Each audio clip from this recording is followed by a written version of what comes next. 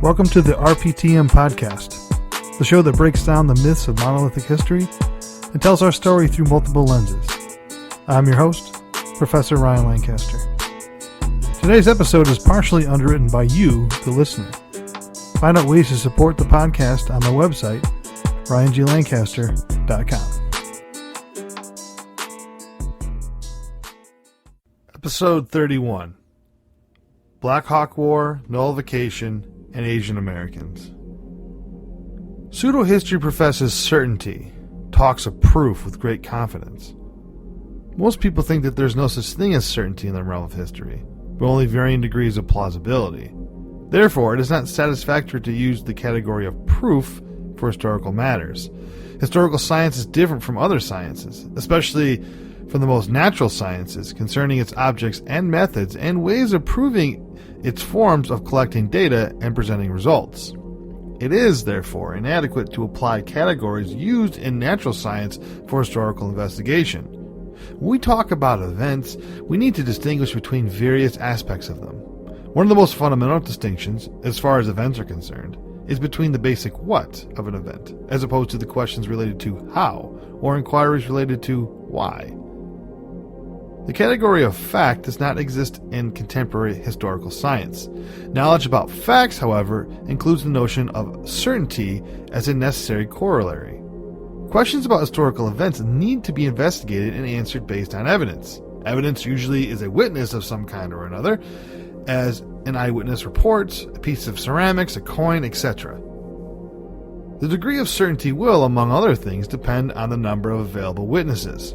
A single witness will be taken as a piece of decisive evidence only with great caution in historical science. The more the single source is proven credible, the more one will need to take it seriously. If there is more than one witness, the problems connected with the search for historical truth are not solved automatically, particularly when the witnesses contradict each other. There is always the possibility that one or more witnesses may err or even lie, or all of them may err or lie. Because single or multiple witnesses may err or lie, it is necessary to cross-examine witnesses, an analogy to how witnesses are cross-examined in a courtroom setting. The reliability of each witness must be assessed by considering possible defects, biases, and tendencies of an author, or by investigating the value of other statements issued by the same author concerning other events. Suppose a net of independent evidence for an event and its context is tight enough. In that case, a point of absolute certainty will be reached where developing an alternative scenario becomes impossible. For example, the murders of Caesar or the murder of MLK. But even if the what of such an event will be an absolute sure thing, still looks different concerning the how, and often even more the why. The result: is there proof in history?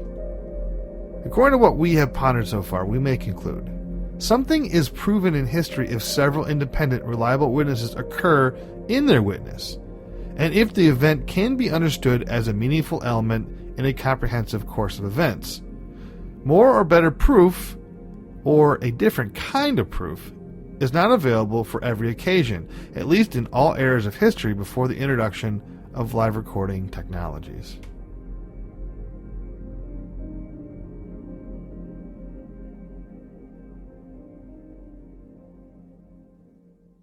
Black Hawk War.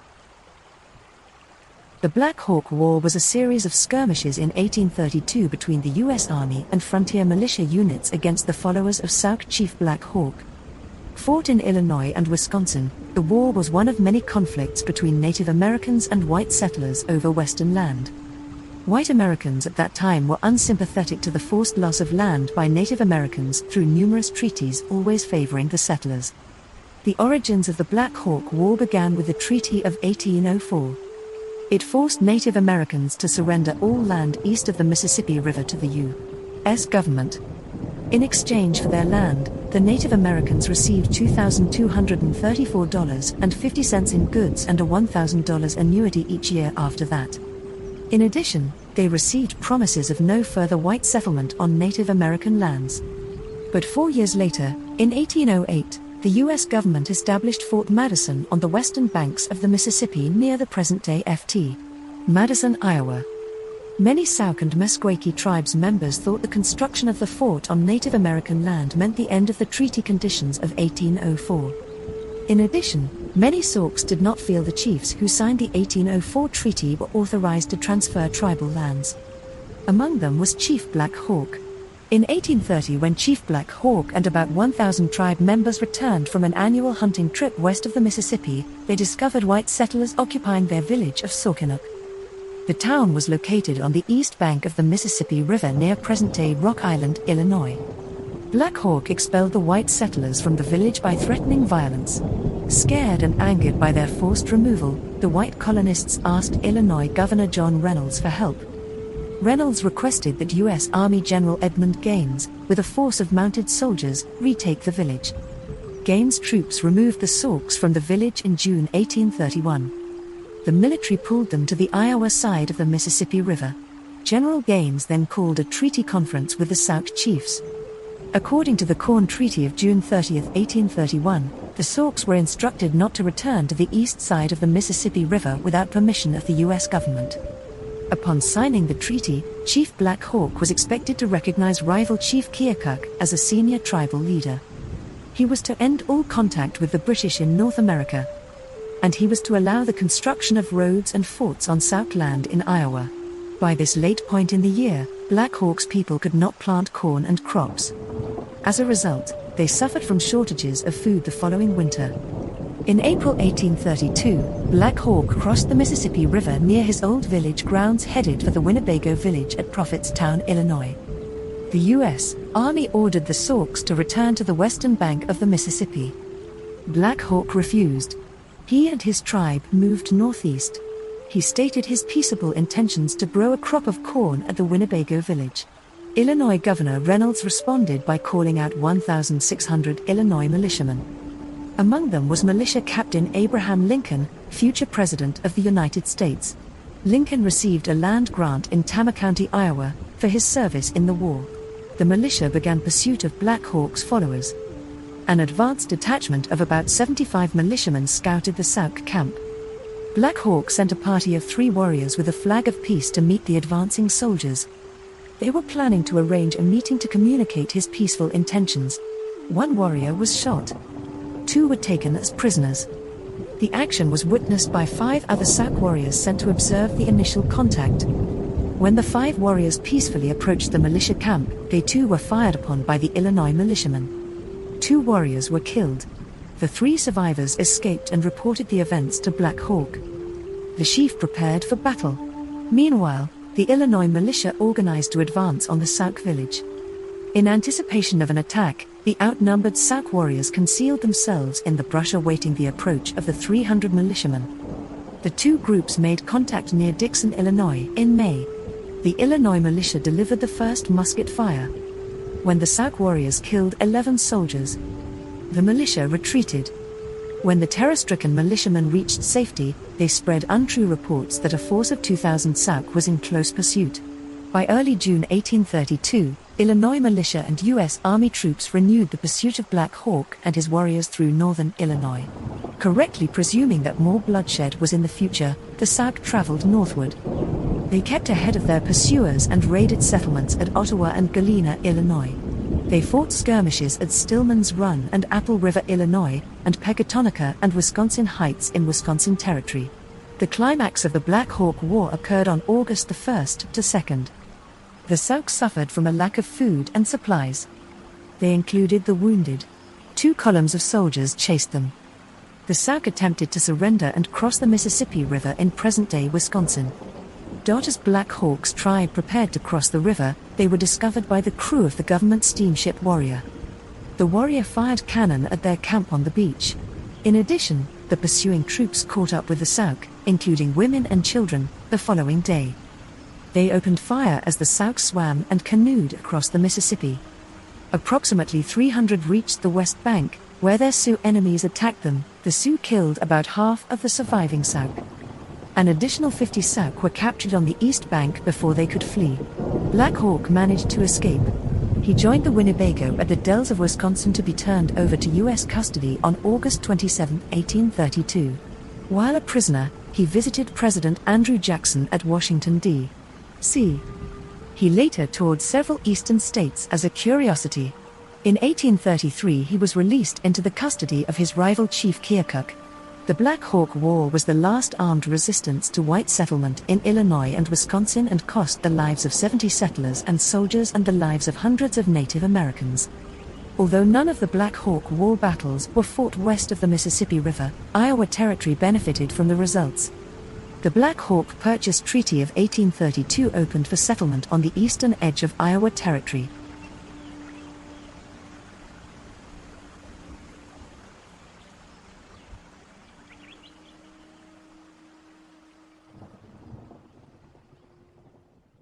Nullification Crisis.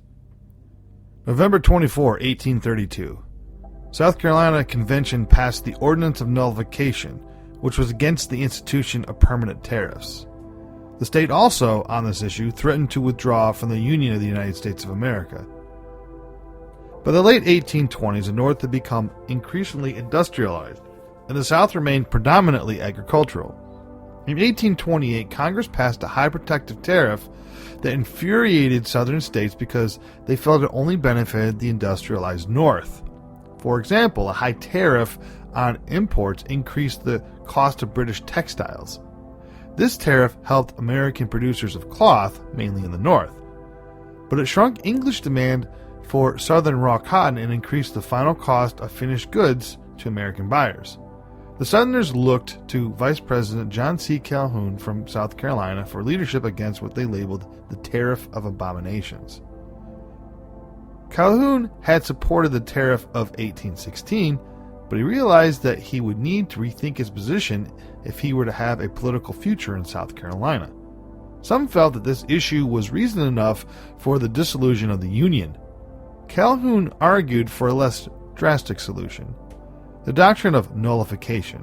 According to Calhoun, the federal government only existed at the will of the states. Therefore, if a state found a federal law unconstitutional or detrimental to its foreign interests, it would have the right to nullify that law within its borders. Calhoun advanced the position that a state could declare a national law void. In 1832, Henry Clay pushed through Congress a new tariff bill with lower rates than the Tariff of Abomination, but still too high for the Southerners. A majority of states' rights proponents had won the South Carolina State House in the recent 1832 election, and their reaction was swift. The South Carolina Ordinance of Nullification was enacted into law on November 24, 1832. As far as South Carolina was concerned, there was no tariff. A line had been drawn, and would President Jackson dare to cross it? Jackson rightly regarded the states' rights challenge to be so severe that he asked Congress to enact legislation permitting him to use federal troops to enforce federal laws in the face of nullification. Fortunately, an armed confrontation was avoided when Congress, led by the efforts of Henry Clay, revised the tariff with a compromise bill. This permitted the South Carolinians to back down without losing face. In retrospect, Jackson's robust and decisive support of the Union was one of the great moments of his presidency. If nullification had been successful, could secession have been far behind?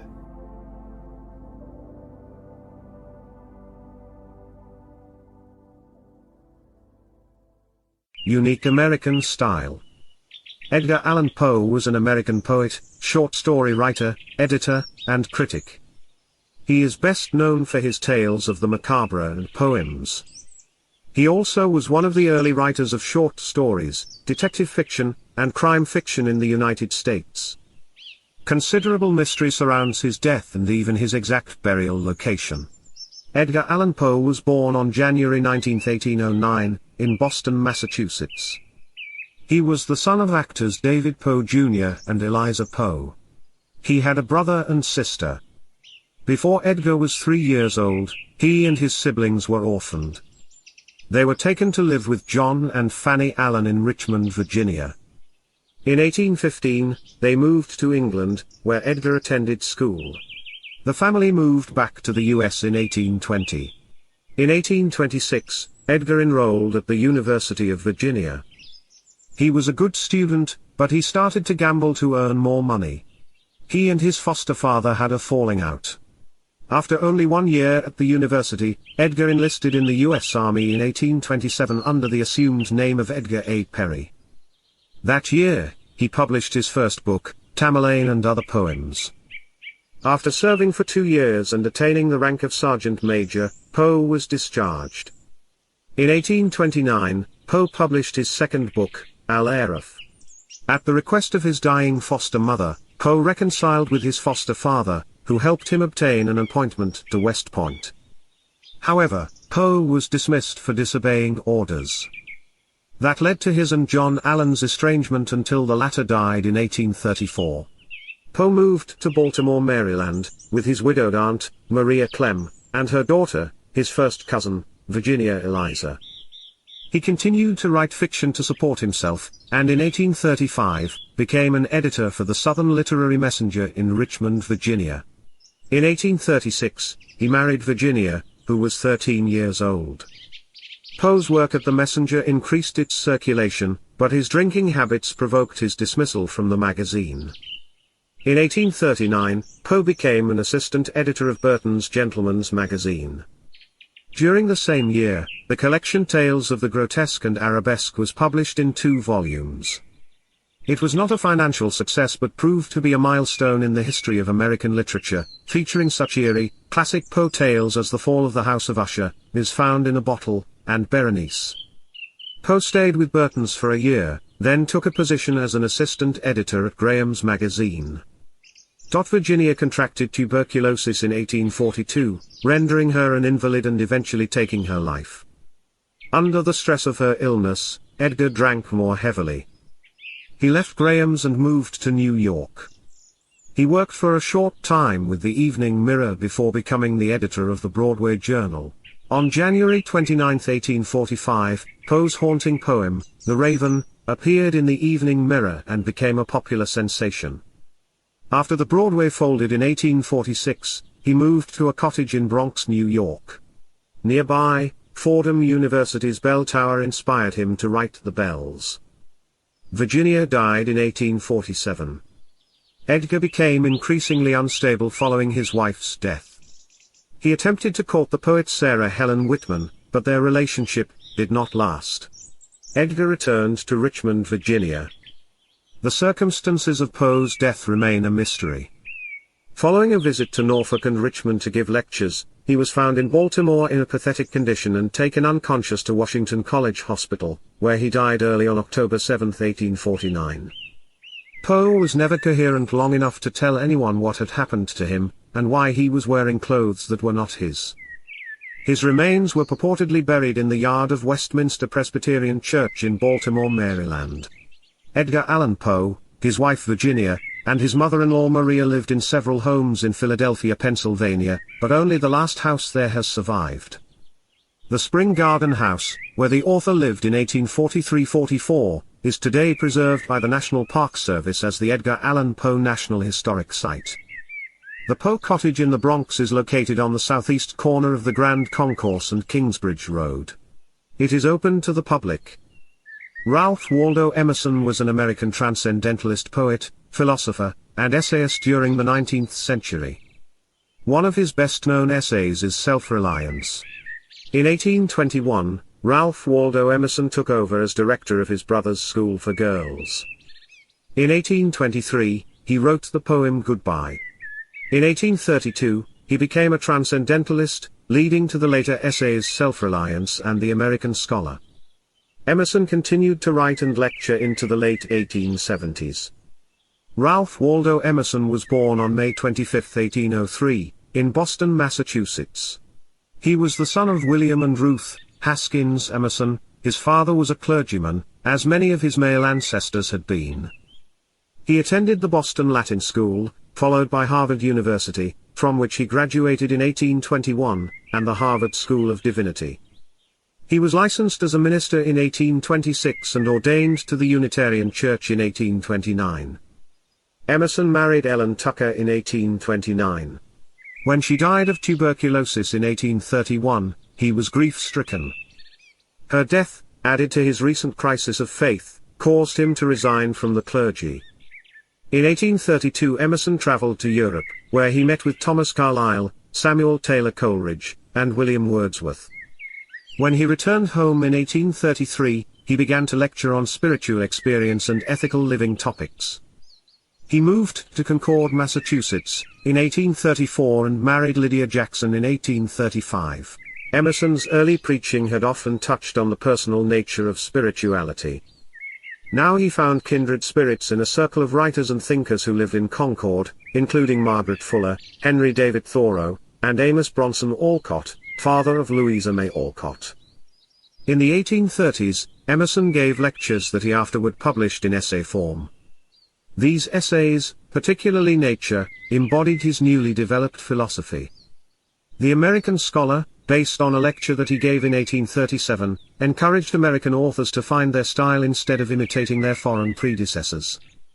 Emerson became known as the central figure of his literary and philosophical group, now known as the American Transcendentalists. These writers shared an essential belief that each individual could transcend, or move beyond, the physical world of the senses into a more profound spiritual experience through free will and intuition.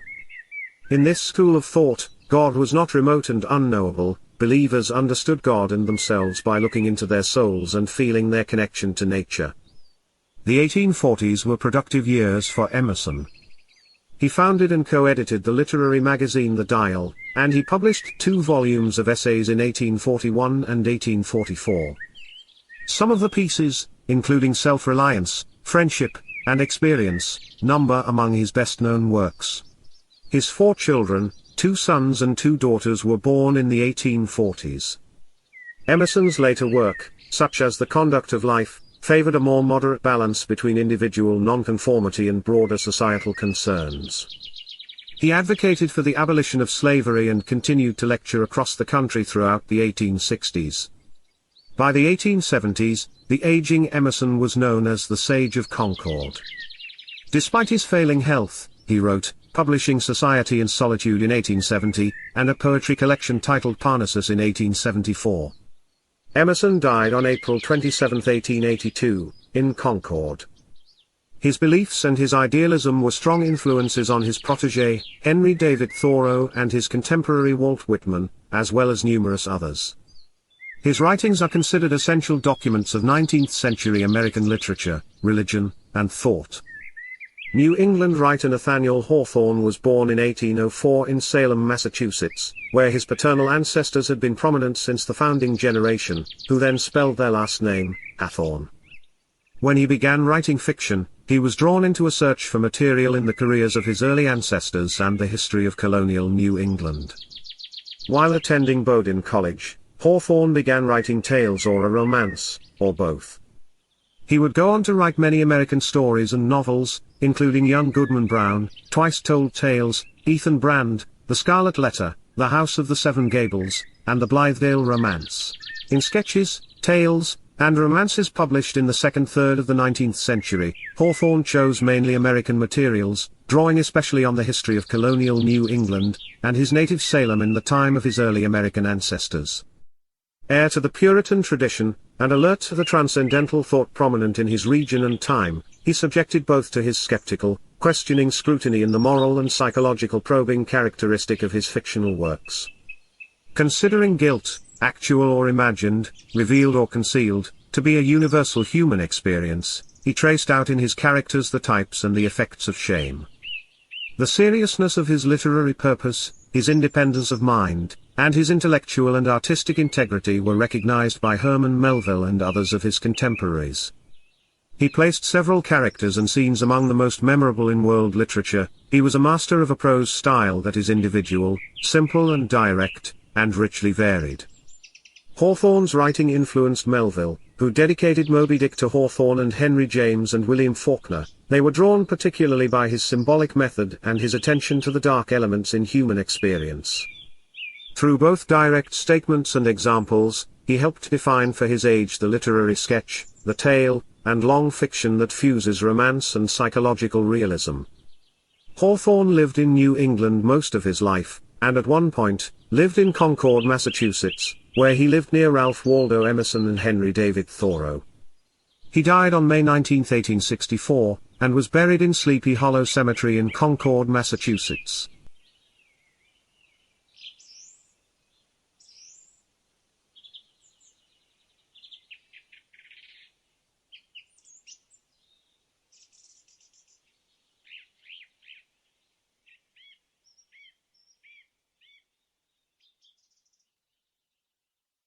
Afong Moy. In the 19th century, Chinese-US maritime trade began the history of Chinese Americans. At first only a handful of Chinese came, mainly as merchants, former sailors, to America. The first Chinese people of this wave arrived in the United States around 1815. Subsequent immigrants that came from the 1820s up to the late 1840s were mainly men. In 1834, Afong Moy became the first female Chinese immigrant to the United States. She was brought to New York City from her home of Guangzhou by Nathaniel and Frederick Kearney, who exhibited her as the Chinese lady. Moy was the first Chinese woman to achieve fame throughout the U.S. She toured the United States, was given press coverage, and met U.S. President Andrew Jackson. In 1834, Afong Moy was the first recognized Chinese woman to arrive in America. Through her travels across the country, she became the first Chinese person to receive wide public acclaim and national recognition. While her fame was short-lived, she introduced Americans to China through her person and her promoted goods. During the 17 years of Afong Moy's visible presence in America, her treatment as a Chinese woman varied over time. When she first arrived, the public generally positively responded to China. On the edge of patrician Orientalism, the perceived Orient was one of exoticism, beauty, dignity, and revered history. The Khan's merchants, Francis and Nathaniel G., and the ship captain Benjamin Aubert, who brought Afong Moy to America, took advantage of this perception, using the sensual stimulus from marketing China trade goods with an exotic. They played on, controlled, and mediated the public's consciousness of her visual difference, her bound feet, Chinese clothing, and accessories, all to promote their goods. In the second phase of her experience in the later 1830s, Afong Moy transitioned from a promoter of goods to that of spectacle. During this time, she experienced the conjoining of two worlds, the market and the theatre. Afong Moy operated simultaneously as entertainment, edification, and billboard. Her new manager occasionally set her against a panoramic backdrop of an illusionistic Oriental scene, thus highlighting her cultural exceptionality through her clothing, objects, and images. Afong Moy's arrival in a period of great upheaval in American cultural and economic life placed her in the crosshairs of slavery, Native American removal, the moral reform movement, and ambivalent attitudes toward women. On her 3-year journey from 1834 to 1837 throughout the Mid-Atlantic, New England, the South, Cuba, and up the Mississippi River, her race provided an occasion for ridicule, jingoism, religious proselytizing, and paternalistic control. After a heartrending, 8-year hiatus out of the public eye, Afong Moy once again took to the stage in the late 1840s and early 1850s. P. T. Barnum, the master marketer of difference, became her manager. He recognized her promotional value as the only Chinese woman in America whose bound feet, clothing, objects, and experience signified an Orientalist presence that might fascinate the American public. Afong Moy's time in America provided an additional benefit to Barnum. She no longer needed an interlocutor. Though occasionally she required an interpreter, her language skills were likely sufficient for most audience interactions. On stage, she provided evidence of her dissimilarity from chopsticks to the demonstration and explication of Chinese religious rituals. Through Afong Moy's presentations, the contrasts and vast differences between the East and the West became apparent, and the result often gave rise to an arrogant response from the public. Yet over time, and with new views of China made possible with the opening of 4 additional Chinese ports in the later 1840s, public sentiment regarding China had become less accepting. Derisive and mocking commentary in the press and Afong Moy's presentation on the stage became more prevalent. The public began to form stereotypical views of the Chinese as backward, arbitrary, undemocratic, and sometimes cruel. Scientists' and philosophers' classification and designation of types of peoples lent credence to this view. Promoters and commentators associated negative characterizations of the Chinese with Afong Moy, a woman, an Oriental, and a performer on the stage. Through her presentations, the contrasts and vast differences between the East and the West became evident, and the result often gave rise to an arrogant response from the public. Thus her position was less a bridge to an alien and ancient culture as it was a foil for the new one. Her bound feet and clothing and the customs of her Chinese womanhood called forth contrary definitions of American womanhood. Her religious beliefs, often characterized as heathen, gave rise to responses from moral reformers and other Christians.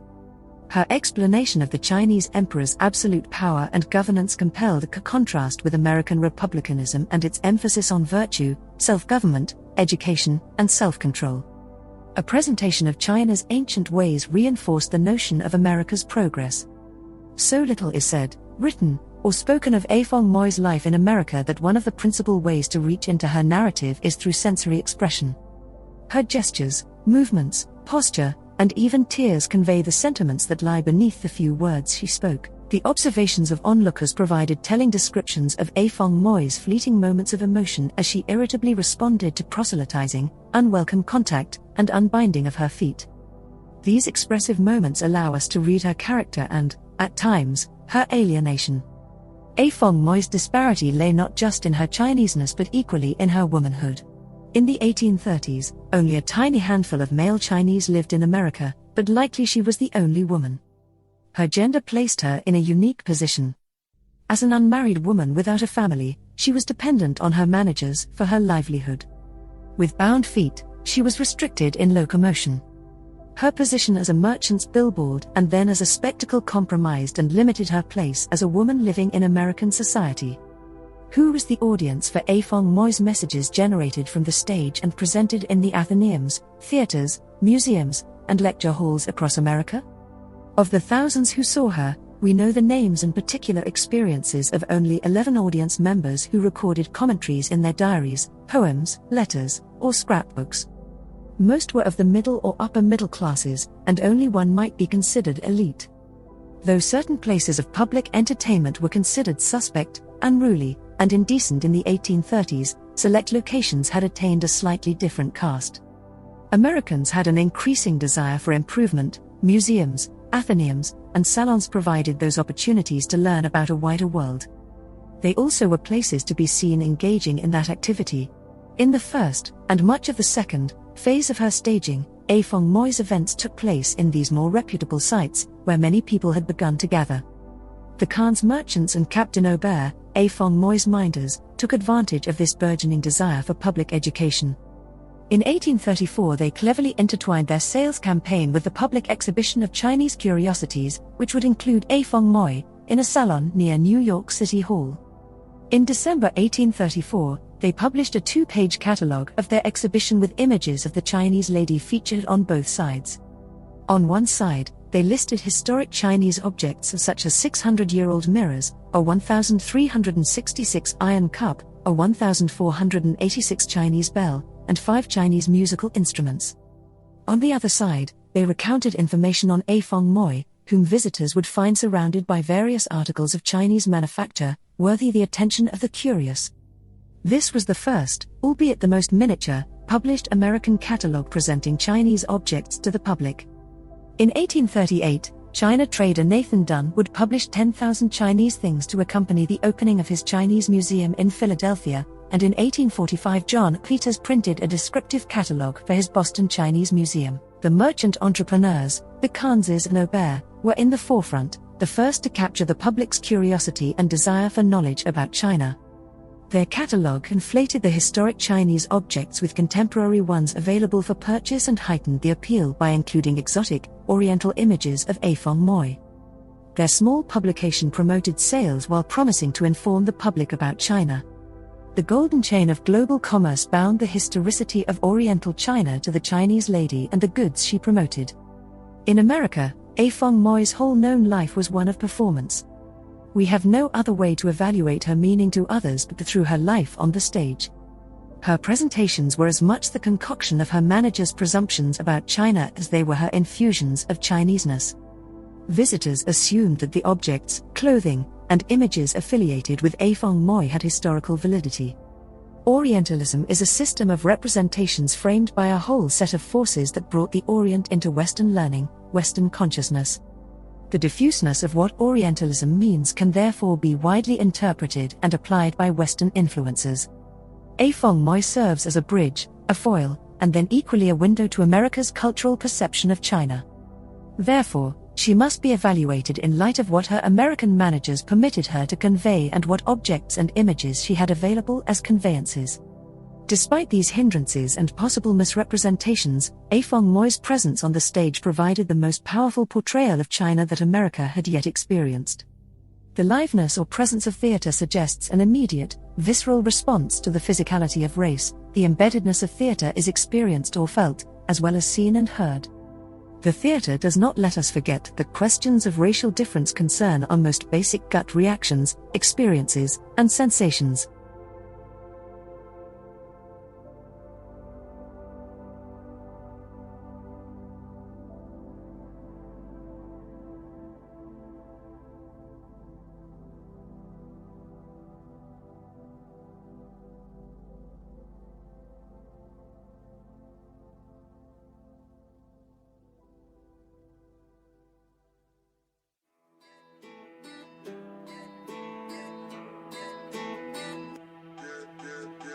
You've been listening to the RPTM podcast. If you like what you hear, please rate us on whatever platform you're listening on. Join us again next week when we talk about the seen and unseen of U.S. history. Make sure you subscribe to the podcast so you never miss an episode. Also, for more information, check out the show notes on my website. The show was produced by me. Our editor is me. Written and researched by me. Music is Down South by Bliv Beats. I'm Ryan Lancaster, and this was the RPTM podcast.